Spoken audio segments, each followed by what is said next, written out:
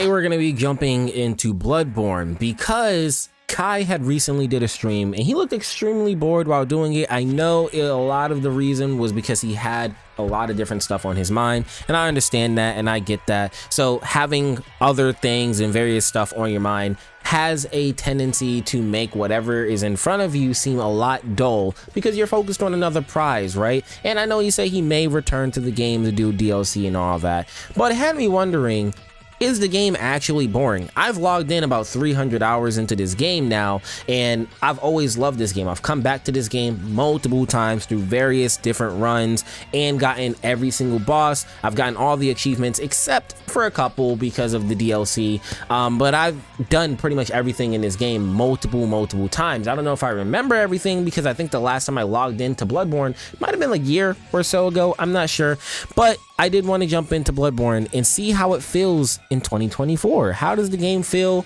Am I gonna enjoy the game? We're gonna see. So if you're enjoying the vibes, make sure you slide subscribe. I really do appreciate it, as it helps us the channel and the algorithm, helps me grow. Let me help you out too, as I try to do giveaways and things of that nature with my audience and whoever supports me. Let's jump into this. Before we get into the video, I'm sorry, this video is sponsored by Lotus Mountain Creative. Lotus Mountain Creative has come up with this cool concept for a game called Narcolid. It's a game focused on peaceful exploration that also is a platform and like puzzle type of a game. The game also teaches you and explains real methods of meditation and yoga techniques, which are the core base and foundation of the game. It offers seamless co-op multiplayer up to 4 players local. Narcolid is a cooperative enlightenment journey emphasizing peaceful exploration that teaches real-life meditation skills as you decipher cryptic messages from the past. Immerse yourself in the beautiful and broken remains of once great civilizations, but stay aware, the Narcolid is a powerful threat that should not be underestimated. From the ancient texts that move along the narrative to the multiple environmental hazards of an unknown territory, Narcolid challenges you to see the universe differently. The deep spiritual principles embedded in the gameplay offer intense focus and flow stats throughout your entire venture into this new world. You must reclaim the lost abilities and decipher the sacred text of the ancients, which has remained secret for thousands of years. Heal the wounds of epic bosses, learn to coexist with exotic creatures, and use the power of meditation to purify the entire planet. With seamless co-op, bring up to 4 friends to explore a beautiful and dangerous new world. Narcolid is built to offer a compelling solo player experience and an adventure that can be enjoyed as a team. Each ambassador character in the game comes equipped with a unique multi-tool, from a wall-shattering projectile to a projectile shunting shield. Narcolid offers precise controls, challenging puzzles, tricky platforms, and epic bosses. Get ready to unlock all your chakras and conquer all the dangers and threats that Mother Narcolid holds for you. Tons of enemies and bosses are waiting for you in the depths of this unknown world. Thank you once again, Lotus Mountain Creative, for sponsoring this video.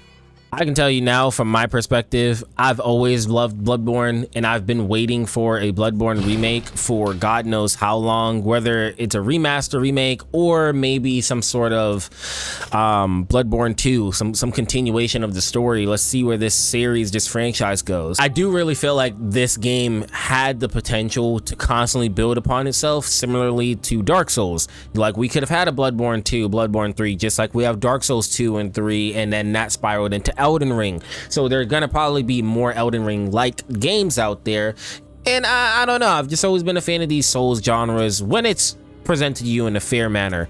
I want to actually create a brand new character here and see how the game feels as a brand new character, because I have tons of characters already and I have tons of new game plus characters. Let's see how a brand new character plays, because I don't think I've started a new character in years.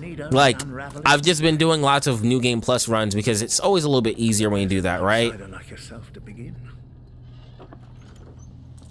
Easy, with a bit of yarn and blood of your own. But first, you'll need a contract. I still think visually the game looks pretty good. Now I'm just gonna skip the whole process of me creating my character because that can take a little while. So we're gonna I'll catch you when we get into the game. Isofka's Clinic. I remember fighting the actual Isofka. Oh my gosh, that shit was terribly hard. So if you haven't played this game before and you might have only watched Kai play the game or something, I will tell you that jumping into this, I already feel home and I already feel very familiar and I feel extremely good about the game and where we can get.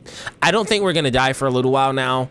You gotta understand, Bloodborne is kind of like my back door for me. Like, I can jump into anything with Bloodborne and kind of just feel comfortable. We're gonna jump into a werewolf gonna be here. We have a lot of notes here that's gonna teach us how to play the game. We don't need that. We know how to play the game. I also got some comments on one of my videos talking to me about the only thing you've seen of Bloodborne was Kai playing it. I would say definitely open up your span and see other people play it. Hence why I'm playing this right now. Jacksepticeye actually has like a 9-10 hour long video or something like that on his channel of his first time playing. Well, not first time, excuse me, of his like rerun through the game. Bop, bop, bop, bop. Space ourselves. Oh yeah, now it's been a minute since I jumped into this, but I still got it. Yup, visceral right up the booty hole, yup. Yeah. It feels good to be back. I know it's kind of niche down because a lot of people don't like this, what's it called? Victorian Gothic? I guess this style or this art style. It's very dreading and there's a lot of like, not that type of ambience that's in Dark Souls. Dark Souls is very dread-inducing, but it's not to the level of Bloodborne. Bloodborne takes that level and then they throw it up to like a 10. So right now we don't have any taunts, we don't have any weapons, nothing. So a lot of people that was playing, that was watching Kai stream was saying and telling him he has to die. That's not true, actually. You don't have to die. I'm not sure how many people knew this or is aware of this, but you're able to actually get to the hunter's dream. Whoops, whoops, whoops, whoops. Hold on now. Let's get a quick kill in there. Quick kill in there. You're actually able to get to the hunter's dream by just defeating the enemies here. There we go. Do a little 12 damage. You know, I'll take it. I'm gonna take it. You're able to get to the hunter's dream literally by just going to that first little drop that you can get to, that lamp up there. And when you get to the lamp, that's how you get there. You don't have to die. Ah, that would have definitely been a... Okay, hold on. I'm doing a little too much right now.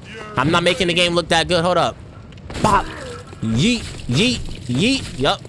Yup, go ahead. It's all about the spacing.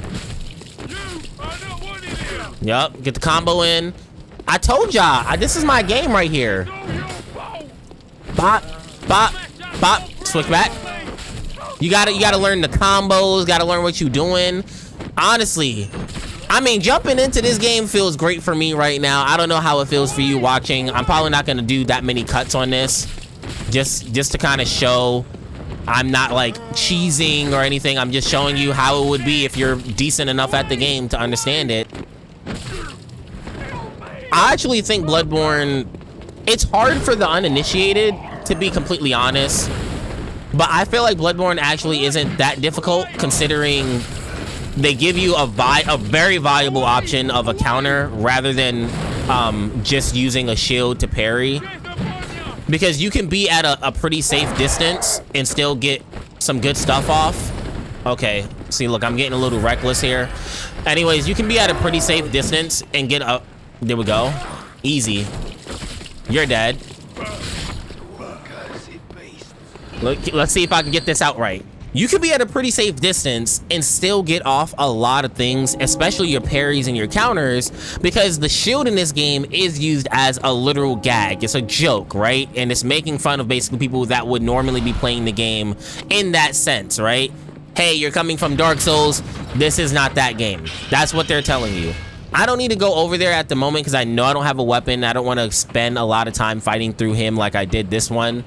I plan on doing a lot of different videos for like the returning to a certain series. I feel like it'd be kind of fun. You just open it up, hopefully get to like the first boss. If not, that's totally fine. Don't need to. I bet if I focused enough, I'd probably know the difference between the optional bosses and whatever is not optional. A lot of times I play through the game, I just have like 1 or 2 ways, maybe 3 ways of playing through the game.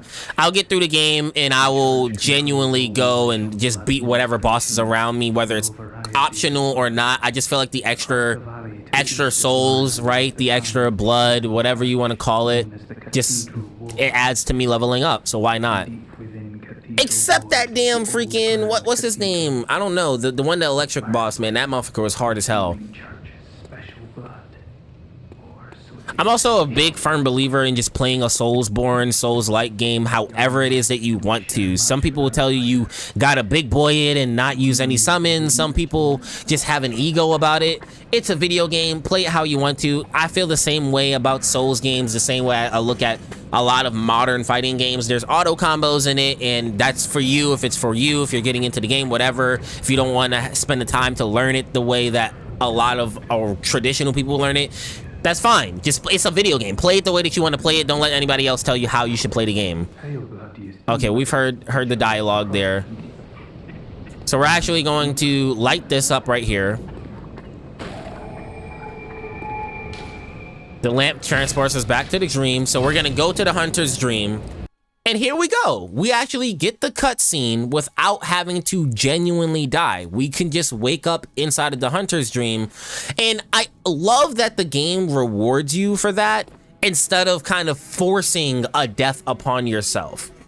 And the thing that I mean by that is when you play a game like Sekiro, and I'm gonna keep it in the Soulsborne family. I know people don't consider Sekiro a Soulsborne. I kind of just look at it as like the outside child.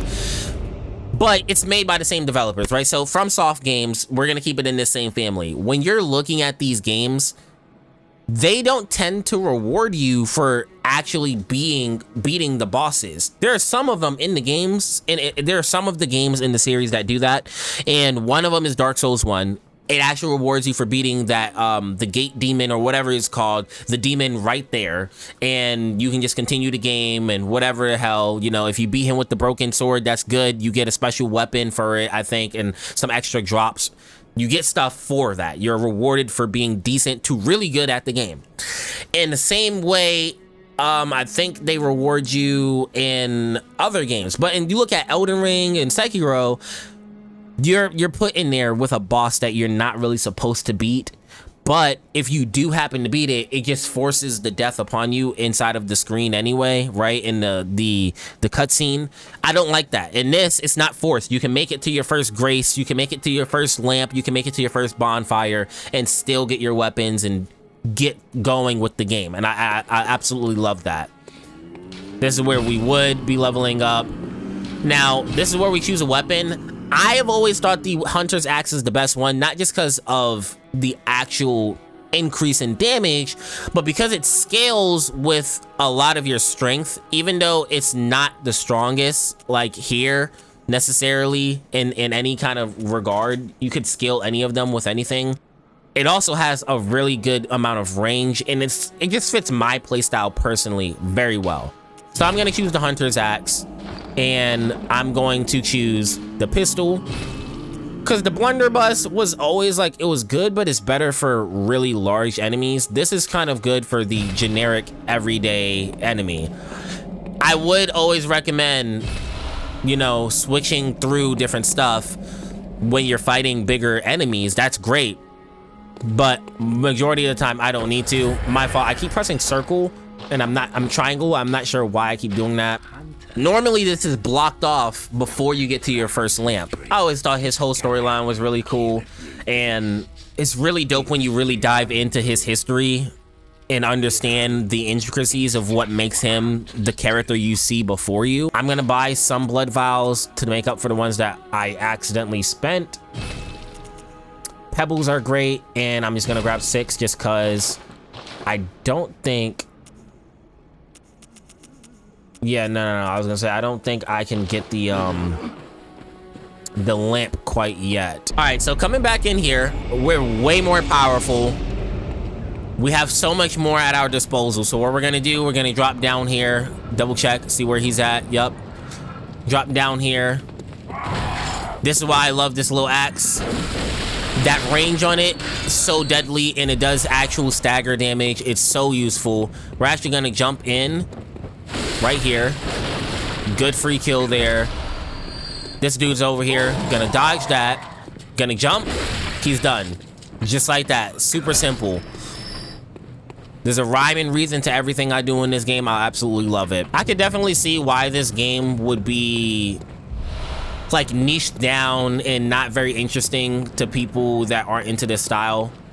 But I don't know, for me, I've always just been a huge fan.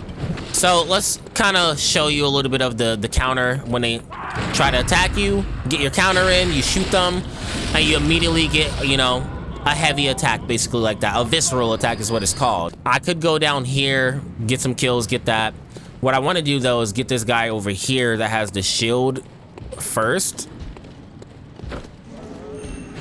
He can go down, and I'm just gonna wait for him to attack. Yeah, honestly, the way that I'm feeling about this game, it still feels great in 2024, man. Here we go. You just gotta learn your weapons, man. There's different attacks for each weapon. Once you learn it, psych, it's a breeze. I'm not sure what the damage scaling is for this weapon when it's in its transformation form. I remember when I was first playing this game, when it like first came out, somebody told me that it's doubled, like, you know, ×2, but I've learned that that's not actually the case. We can open this up. These guys over here is what I would normally say you could use the blunderbuss for, and they are excruciatingly difficult. I think that we have a good chance to get a good visceral on him though, regardless. I'm actually sort of surprised, and I'm very confident in my run right now. The reason I say that is because even with knowing all the stuff that I know about the game, it's very, and I mean very easy to just fall victim to getting overconfident, and then overdoing your stuff in this game. It's very easy to do that in any Souls game. This guy actually takes a lot of skill to beat, because he's going to, like, yeah, basically big boy his way through everything that you do. Because he's not going to really be that affected by these. And you would have to have the shotgun to actually do an extensive amount of damage to stagger him. So at a distance, gonna get that off. And he actually killed me. So remember, he only goes down due to heavy hits. I won't get my souls back or my blood echoes unless I actually kill him, because his eyes are glowing, which means he actually ended up picking up my souls. Boom. So this is what I didn't want to do. I could just cheese him right here. He's gonna do a double hit and then to a punch. Pop, pop. Nope, not gonna let you grab me there. Pop. And you dodge in, and you just don't be afraid. You learn from those mistakes, you dodge in, you get your kill, and that's exactly how you played Bloodborne right there. I remember he used to be a problem. Yup, just handling them. And that's all you do. You just learn how to handle the horde. I don't recommend, if it's your absolute first time playing the game, to actually take on multiple enemies at once. Learn your weapons, learn everything that goes on in this game before you do anything. So for this area, what I want to do for this area, super simple stuff here. I know coming up here, there's going to be somebody right here. Dodge into that. Bloodstone shard. Those would be very useful later for upgrading. No, sir. Again, there just comes in handy learning your combos, learning what's going on in the game. I've played this game so many times, so it's not really me learning anything. I love the whole thing of, like, when you switch your weapon stance basically mid-fight, it will also do an attack for you.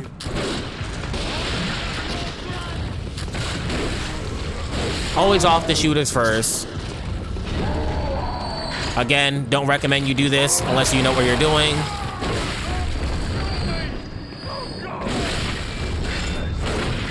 I'm gonna go ahead and grab this.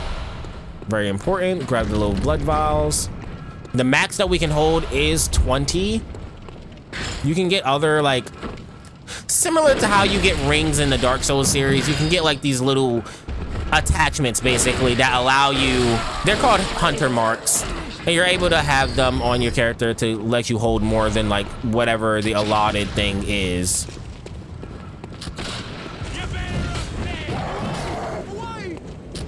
Yep.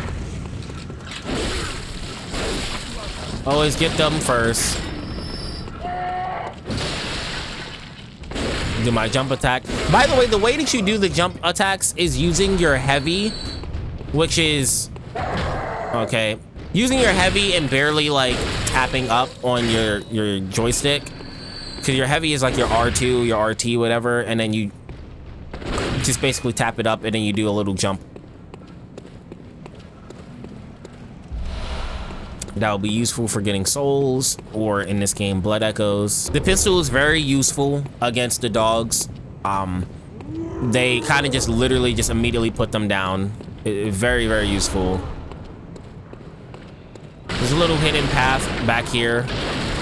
And right down here is where there's actually a lot of dogs at. We're not gonna jump down here quite yet. We're gonna get to that. What I wanna do first is come over here and beat all of these crow abominations.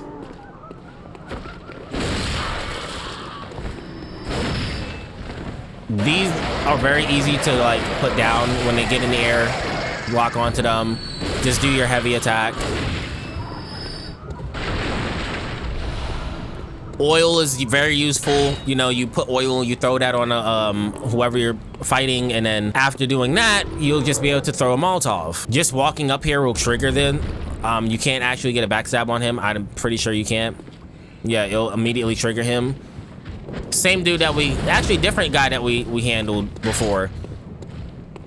He's gonna do like a miniature, like little charge attack. Again, you kind of have to have the shotgun to actually do anything worthwhile to him. But he is weak to fire, just like all the other beastly creatures in here. You can just throw 2 Molotovs and be done with it. Don't let anybody tell you that you're wasting resources. It's absolute bullshit. You're using your resources. And then we get the torch. Heal up. When I do this, by the way, the dogs are actually going to come out of the cage. So you can, when you're jumping down, do an attack that will immediately do damage to them. Again, just shoot it. I'm gonna show you where this leads. It's actually a big shortcut. I'm kind of just narrating the game as if this game has not been out for 9 years already. And you can open this up right here. Now, I recommend sprinting immediately across, because there's somebody in there that has a freaking chain gun and will rip you to shreds. And then you just dodge. There's not gonna be anybody behind you, so you should be fine. But there is gonna be a gate behind you. Be warned on that. Don't be afraid to take a couple hits.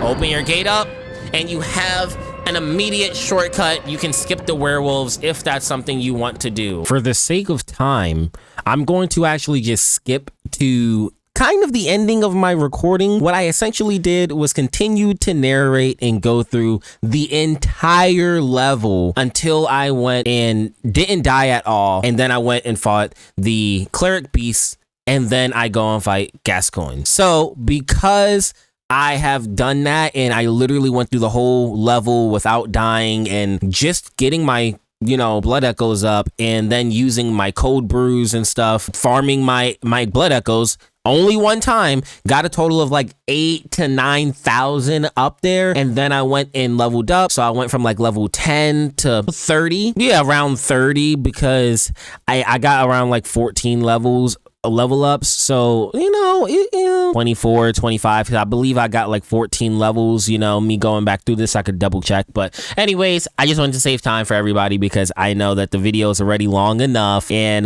yeah, I recorded for 1 hour and 47 minutes, and I'm trying to cut it down to make it reasonable for you to watch. Let me know though, definitely down in the comments below, if you want to see me continue with this character for Bloodborne, because I love Bloodborne. One of my favorite games, definitely a must play in 2024 or any other year. It's really astonishing that we haven't gotten a remake or something for this game considering how popular it is. But again, it is very niche down, even within us saying that it's popular. You can see we're doing much more damage now.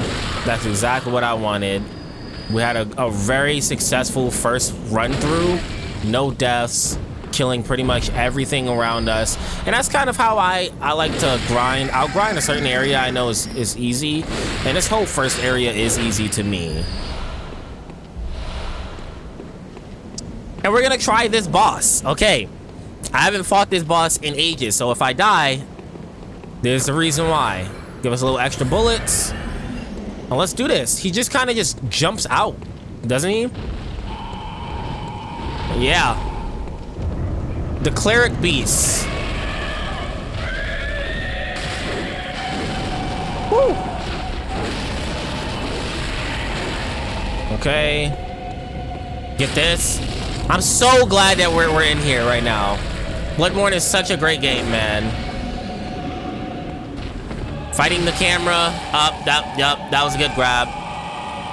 Because we did, I was just gonna say, because we leveled up, we have a good chance of getting a lot of our stuff back. He's gonna do that. Perfect chance to throw that. That's like a slight attack that he has.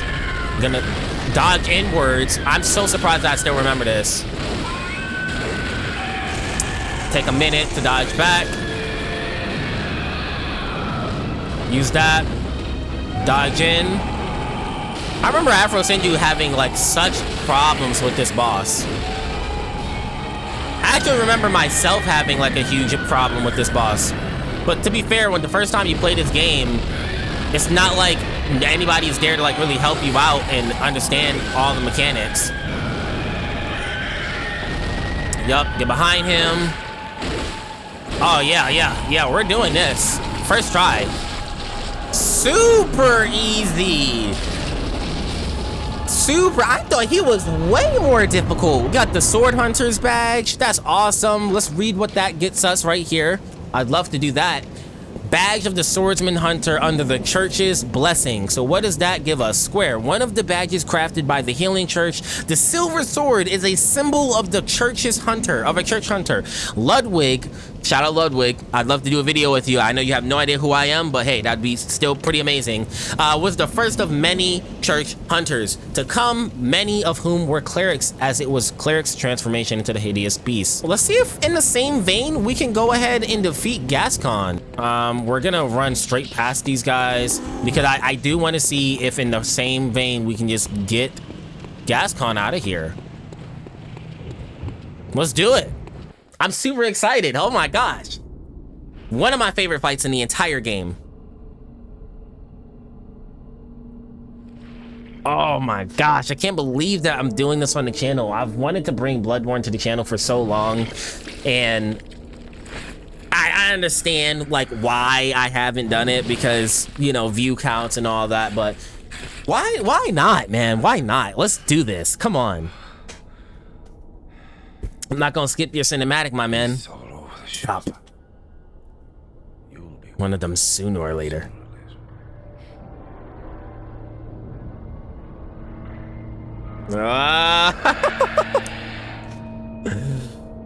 Oh man.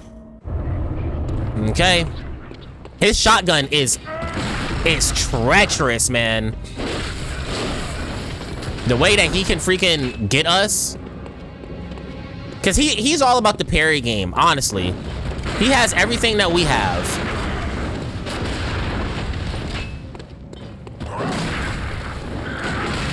Good stuff. He actually has our exact moveset too. Perfect. Let's get that visceral in there. Yup. Let's get a heavy attack going. What's that smell? Yup. We'll go ahead and get this heavy attack going. Oh, it sings to me. Good. Woo! Yup. And let's see. Use the music box. Perfect, perfect, perfect. I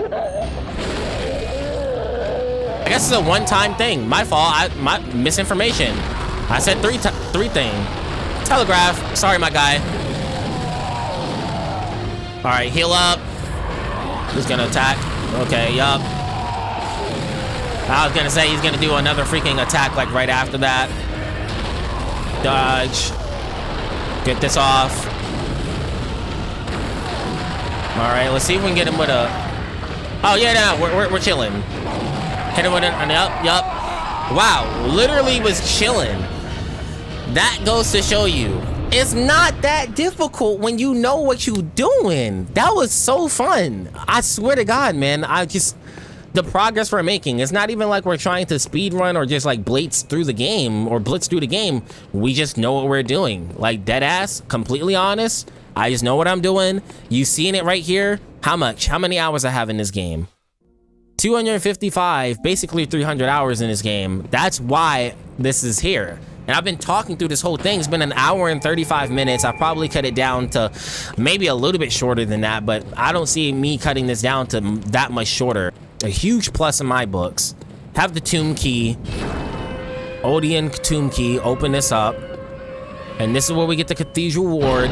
And then we can actually go back to that one lady, that old lady, and tell her about this location and have her come over here. Red Jeweled Brooch. Unfortunately, that's what led the lady, that's the mom. So that's the dead mom. Gascoigne is the dad. And that's why he reacted to the box. Such lore, so much lore there. I just freaking love that. So much good lore there. Shout out Jacksepticeye for doing an 8-hour video on this game. It's just inspiring, and that's why I wanted to do this video. It's not going to be nearly close to 8 hours long, but you know, just going around, getting through some of the beginning stuff. I don't know. I didn't watch the whole video. He might have cut out some of the grind. And that's some more stuff telling us about Bergenworth. Just some lore things. Blood Gem Workout Tool. The workshop tool is exactly what we need to start adding in some extra upgrades. Love this cinematic too.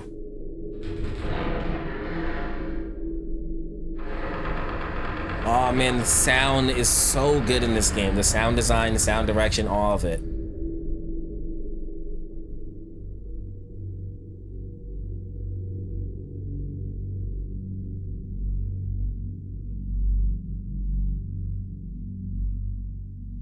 Jeez, man.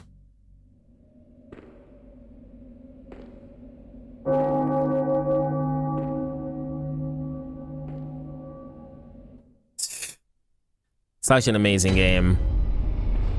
And our friendly little guy right here. And then above us is the other cathedral area where there's hard ass enemies over. And just like that, we have a new area. And you know, that way he doesn't have to be here by himself. We're gonna light this lamp. And I'm actually gonna go back and do all that extra stuff myself. So I know I'll probably cut this into likely a 15 to 20 minute video.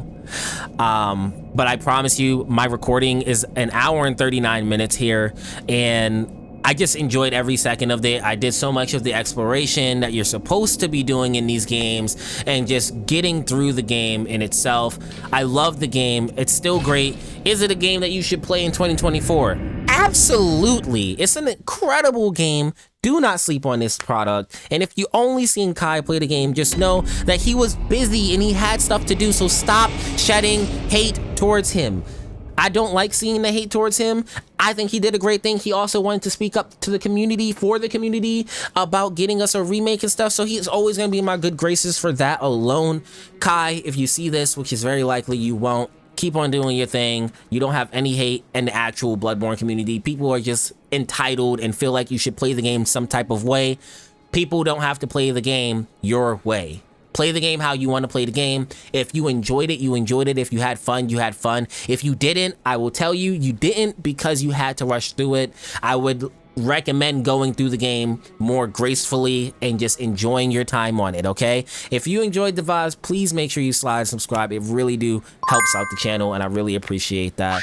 Thank you so much, and let me know what game I should revisit next. I'm thinking Sekiro. I haven't played it in a while, so getting to the first boss or two should be a journey. It should be really, really fun.